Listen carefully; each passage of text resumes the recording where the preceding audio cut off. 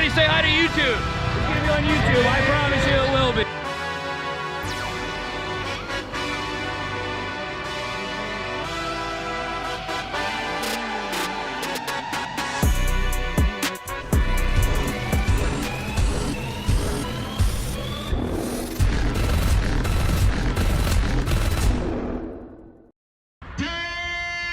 Seconds.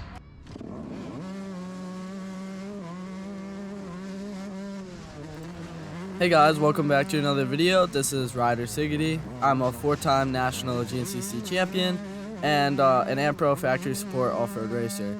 And this is the first round of the the Temple Off-Road Racing TOR series this year.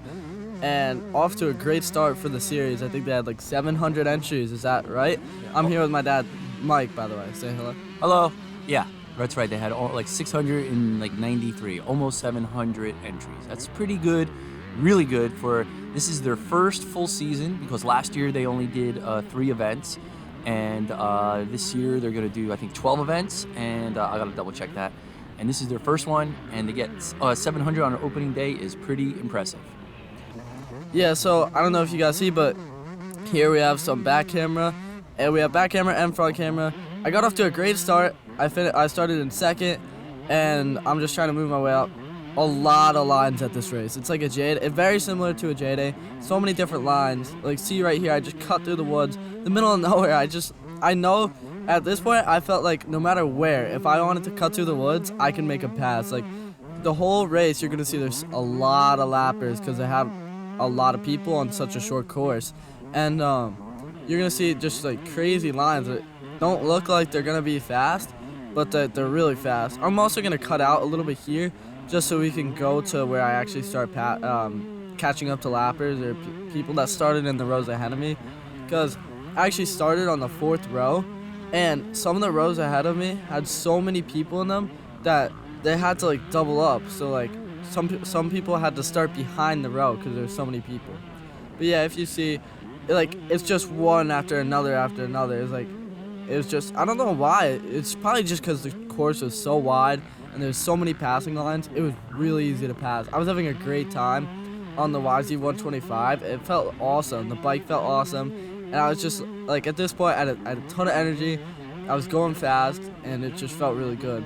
Also, because this series TOR is a non-AMA event, I'm able to run my camera on the helmet, and wow, the footage is, I think, a lot better. It's awesome.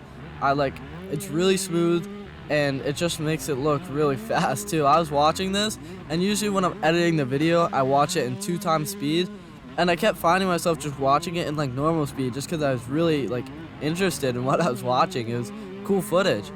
But yeah, just making our way through the pack here. In a minute, you're gonna see a crazy line. I didn't even see it on the e-bike. I just found it like when I was riding right now. Right, first I cut through. Maybe this is. Oh yeah, first it's right over here to the left. I go all the way around the outside. I mean, I do make the pass barely, but I made a pass, and it was a cool line. But that's like something you can do here. There's so many different line options and stuff. It's awesome, and the course together too is really, really fast. They have a lot of like open stuff, and even the tight stuff, I don't want to say tight, even the wooded stuff is just really open and easy to pass. Like, you'll see, I'm just picking them by one.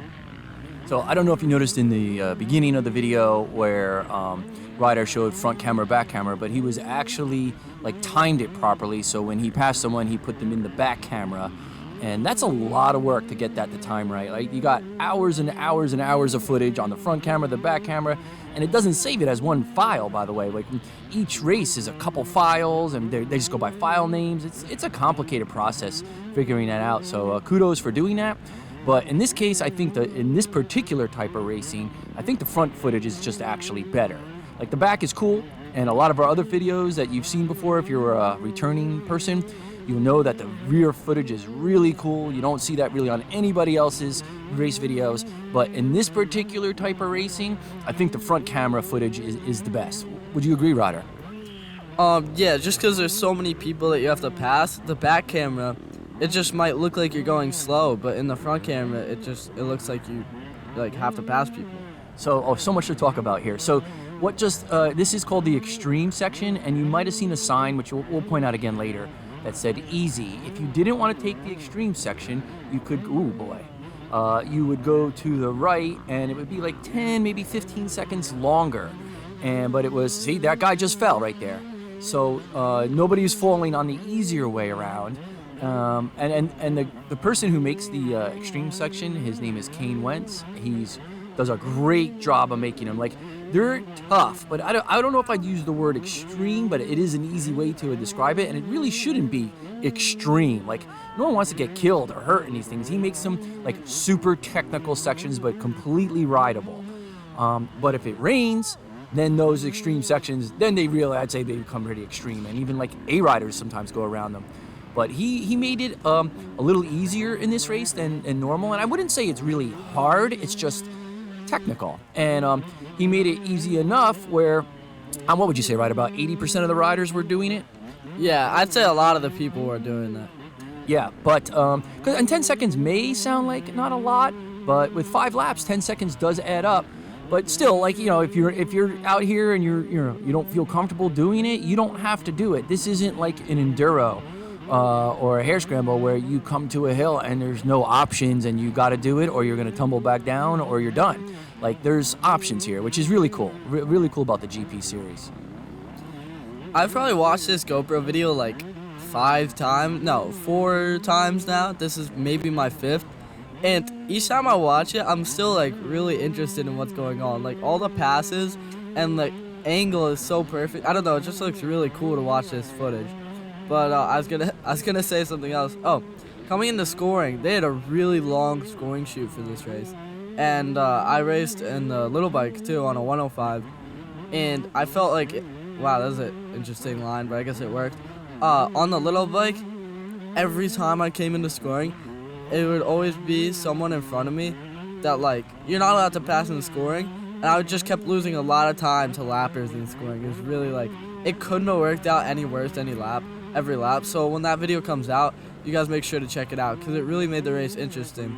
Like, any time that I might have had on the lap, or any time I might have lost, everything just gets brought together in scoring because of how long it was. You're always subject to having lappers there and just not being able to pass, so it slows everything down and brings the race closer together, if you know what I'm saying. Yeah, but a long scoring chute, though, is actually a good idea, because sometimes when the scoring chute starts right before the riders come into scoring, you get the wrong ping. Somebody's transponder pings before the other person if they're side by side a little bit, or people try to pass. But when you make it single file and you put a couple turns in, by the time they come through scoring, everybody's in the proper order they're supposed to be in. They're going the right speed, so you kind of need that, right, Ryder? Yeah, you do need a long scoring chute. It was just like, yeah, you need a long scoring chute. Now, you've actually had several problems in scoring with other racers, haven't you? Yeah, I've definitely had a lot of interesting events in scoring. So it was kind of nice here, though, because there was nowhere where anything that I've had happen could happen again. Like, it was just really long and too tight to pass. Like, even I think if I fell in scoring, I still wouldn't get past.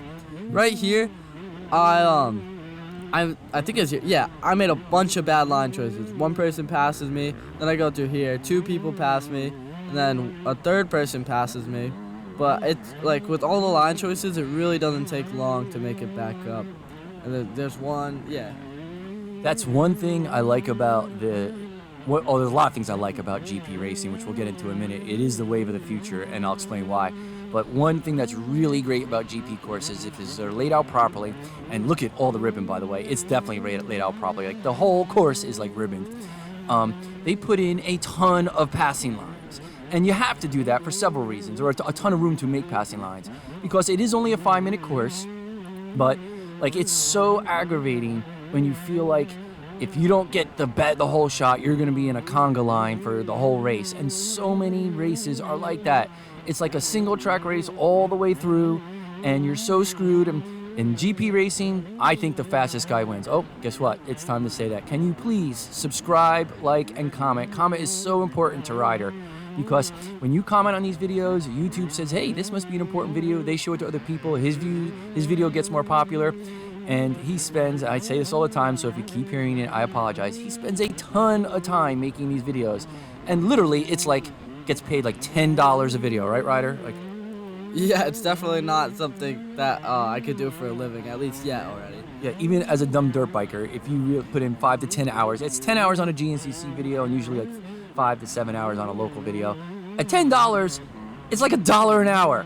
But why do we do it? Because it's fun, it's memories, we like entertaining, and it's also good for our sponsors because we have our sponsor logos in it, we do our sponsor plugs, and it just keeps us motivated to keep doing this. But believe me, there's been plenty of times in conversations where we're like, is this really worth it to put in all this time to make this video? So, all right, enough of that. Please like, subscribe, and comment. Yeah, thank you guys. Also, this track, Here's the easy. Oh, make a right for easy. Here's the extreme section. Yeah, the extreme section really wasn't bad. It was actually pretty fun, but I would have liked it if it was a little more technical. I think a lot of people would agree with that, but some might say the opposite.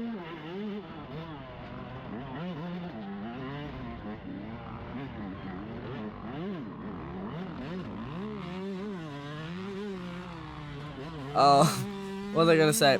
The course right now, especially on the 125 with the bigger wheels and the bigger suspension compared to my 105, right now I was having such a blast. Like, the course is perfect condition. It's a little bit choppy, but not bad at all. I mean, of course we passed the biggest rut in the whole track when I say that, but what was I gonna say? It's just the course was like really fun. The berms were great. The ruts were perfect, besides the ones that we're going through now. And my dad and I did the math.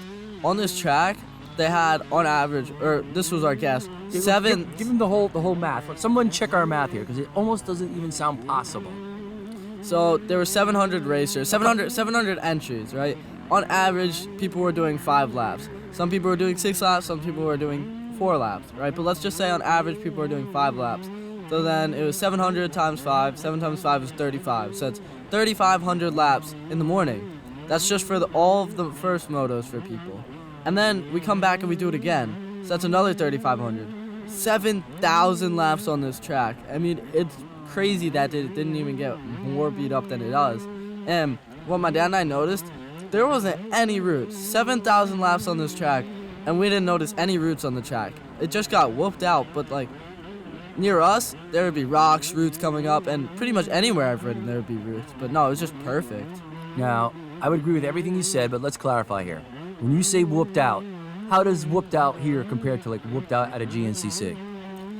Well, I really haven't ridden any GNCCs in the 3 hour, but I'd say that some of the whoops here were comparable to a GNCC. Yeah, I mean, there was sections, a couple sections I thought that the whoops got like kind of deep, but and it got rough for sure, like 7,000 people and that's at the very last race was 7,000. Yeah. But you'll see in the second moto, which we're going to show you, it got rougher, but it wasn't like crazy rough. Like, I was so impressed. How do you put a 5-minute lap together and have almost no roots? Like, what are all the roots in this particular piece of land just grow down instead of across? Like, I'll also admit, when I saw like the track preview, I was like, oh, that looks a little scary to me. I don't know why, but maybe I'm just a parent or I'm just too old, but I did not feel like it was scary or dangerous at all, and I was just loving it the whole time. Yeah, I definitely, especially this moto. This might have been my favorite moto. Just the whole time, just wide open on the 125. So is this your third race on the 125? Yes. I want to say it is my third race total, like on a 125. Not today. This is my first race today. And how do you feel about racing a full-size bike versus a mini bike? So much less energy is what I noticed, especially at this race. Like, if the track is flat, then the 105 is awesome to ride. But once it gets choppy, the 125 is so much easier, so much like simpler, and so much less energy. I don't know why. Ooh, that was close. Yeah, we almost had a little bit of a collision there. And I didn't know what to do there because I felt like if I hit him, he probably wouldn't have moved anywhere. I would have gotten bounced into that tree because it looked like I couldn't compare to him in weight size, like just because he was like a bigger man than me. That does make a difference. When two people are going to collide and one person is a bigger person, usually they're the one that ends up holding their line, and the smaller person ends up going in a different direction. So I don't know if we explained this yet. We might have explained it last year, but we picked up like 100 subscribers from our last video, so you might be new. What is a GP format? Because so many people don't even know what GP format is. Yeah, again, sorry to those that watch our videos a lot. I mean, we probably explain this every video, but a GP format is, at least for this race, I'm sure it varies from race to race, but 30-minute sprint. So that means like a normal race, but there's only 3 classes that start on the line, like normal hair scramble, I mean. But there's only 3 classes, 3 to 4, maybe 5 that start on the line. And you guys race for 30 minutes straight, take a break, and then later in the day you do another 30-minute race. It's almost like pro motocross in a way without qualifying. You just have like 2 heats, I suppose. But I don't know, it was really fun. And I think that was Hojo. I guess that's what they call him. I don't know. Yep, Hojo, great guy. I've been racing and riding with him for years. Yeah, but I don't know. I'm really liking this GP format, and I know J-Day is another GP series, and they produce a lot of fast racers. So I have a feeling that this series will also produce a lot of fast racers. Like this really intense racing just teaches you to be faster, I think. For sure, for sure. Matter of fact, we did some interviews with some of the people who run the TOR series. Here's the option again for the hard section. And we said, what is it about the TOR series that you think that makes it different? And Ryder, do you mind showing them what they said? So our format, unlike a lot of the off-road where you run a long time all in one shot, we run 2 30-minute motos per class. What's different about us, you get a break in between the day. 30-minute motos lead to a lot of intensity. So we'll have guys going as hard as they can, 30 minutes, take a break, come back and do it all again later in the day. Really makes for some good racing. So that's Joe Ferrara, is that how you say it? Ferraro? Yeah, I've only known him for like 10 years and he's told me twice recently. Sorry, Joe. But he is right. It's a very intense racing. And by the way, this little rutted section here, they actually, in between the morning moto and the afternoon moto, they cut it out and re-ribboned it so you didn't have to deal with that. That was, I thought, pretty cool. But I would say like enduros would be like the least intense. Like you could be riding by yourself all day. Then you have a regular 2-hour hair scramble over like a 10-mile course, and that spreads itself out, and you could be riding by yourself a lot too. But in GP racing, you are always riding with somebody. You are never by yourself, like for more than a couple seconds. And on this 5-minute lap, they had 160. Let me check here. Yeah, so it was 154 people in your race. So that was one of the bigger races, but they were somewhere around between 100 and 154 on a 5-minute loop where there's 4 rows, and they start each row. I think it's almost a minute apart, not quite a minute, like maybe like 45 seconds. So yeah, it's pretty intense. And how many people were in your class, Ryder? Yeah, so there was 21 people in my race, and like you said, like 21 people in my class, and like you said, 150 in my race, I'm pretty sure. And I got second overall, so that's second out of the 150 for this moto. Very good. And let's take a look at the results here. We'll go through them. In the first moto, you got 34 minutes, 16 seconds, second overall. First was 34 minutes and 12 seconds by Mike Lafferty. And third overall was Joe Economou with 34 minutes, 26 seconds. So that was a very good race for you. As a matter of fact, weren't you saying you think this is the fastest you've ever gone on your 125? Yeah, don't forget to like and subscribe. But I felt like this was probably the fastest I've gone on my 125 so far, because all the races I've been doing, they're not stuff as highly intense as this. I mean, besides the Carolina XC I did, which was high intense, this race, the GNCC that I did, it was 3 hours. You can't ride this intense for 3 hours, but it was just awesome being able to go this fast. Yeah, so your GNCC is 3 hours, and didn't you say like for the first half hour to hour, people are almost running a trail pace, trying to see how it's going to play out?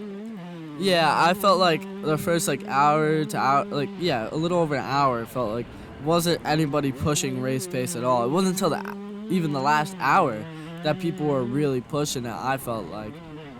It was just everybody wanted to maintain their energy, just stay upright, and because 3 hours is a long time to be racing. You don't want to waste any energy. So in these races, there's 4 rows total, or 5 rows total? 5 rows. Yeah. And you were on the 4th row. And ironically, last year, I was in a different race, but they kind of changed things around, and which is kind of my fault, because I was in the same race as the women, and our class and the women didn't seem to work out that well, because they didn't really have any pro women last year. So they put us in the same race as the A vet, A senior, that was what Lafferty and Joe were running, and they put in a super senior also. So I start on the row behind Ryder. Yeah, it would have been nice if he started on the row in front of me. That way I could pass him. But don't worry, guys. One of these races, I will lap him, and we'll get it on GoPro. I can't. At one of these races, don't worry. Dude, you weren't even close to lapping me. As a matter of fact, I was looking all over the pits for you. I thought something happened. You took so long to get there. That's actually not what happened at all. It's because I finished before you, and I was already at the truck waiting. I don't know. We're going to have to pay a little more attention to this next time. Actually, I do have a GoPro in my race, too, and you better be a little nervous if I show it. I might start getting more subscribers than you. So I know you've only done one 3-hour GNCC before, but what would you say was more tiring? The 1 3-hour GNCC without a break, or the TOR GP format where you did 2 classes, each one for an hour, a half hour in the morning, half hour in the afternoon for each class? So 2 hours of TOR sprint or 3 hours of GNCC endurance? 100% 2 hours of TOR sprint. I mean, there's definitely no doubt about it. But it was still probably like 2 hours and 50 minutes, which is only a 45-minute difference. But yeah, definitely I would say the TOR took a lot more energy and a lot more strength. Very interesting. So this is going to be the biggest series in the Northeast area, if it's not already. And the reason I say that is because there's basically 2 kinds of series. There's promoter series, and then there's club-based series. And promoter series is when somebody or a group of people own the series, do it for profit. And then the club series is where groups of people get together and they put on races, maybe for a profit, but that's not the main purpose. The purpose is really just to volunteer and keep the sport alive. And promoter series have a much higher motivation to do things right, because that's how they can make a living. And not saying that they're making a living at this yet, but they want to really make this go, because this could be a career or a job, full time. And I'm sure they're doing it because for the love of the sport too, which is probably the main reason actually. But they have a lot of control over it, and they're going to really try hard. And they have a lot of construction equipment. They have a lot of people helping right now. But it's also, the format is just going to be successful because it's very easy to set up and maintain a 5-minute racetrack.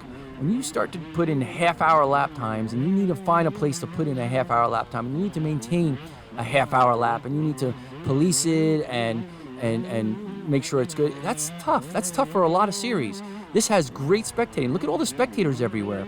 I know at Heenan's, which was a J-Day event. Oh boy, what happened here?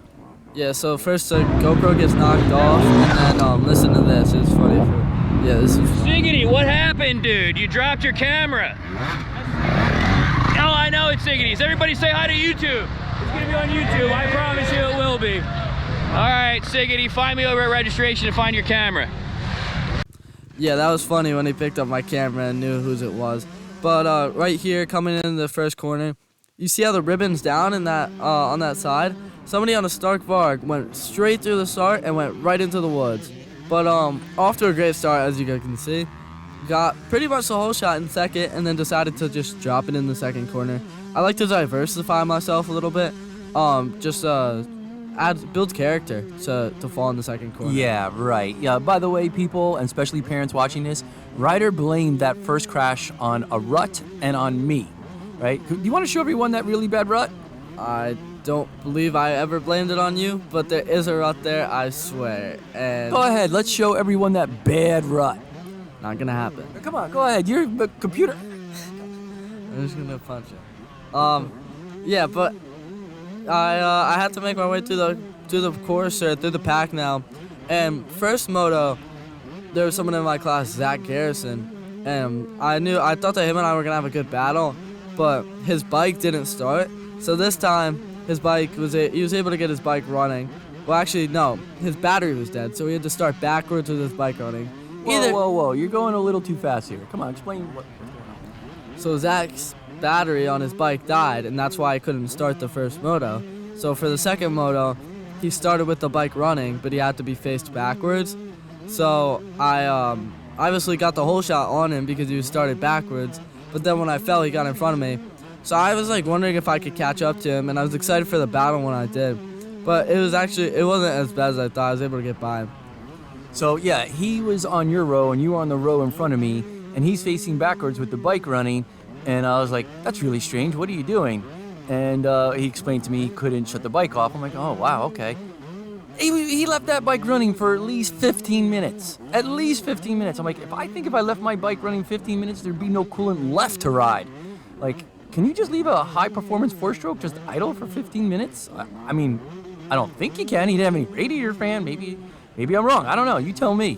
But back to the success of a GP series, which we were talking about before. Like, so we were talking with someone who was involved in the J-Day series, and he said that Hemans, which is a very popular two-day event, J-Day, they got, was it 6,800 people through the door? Was it 6,800 people through the door, most of them spectators, and they get $25 at that race, I think, per spectator.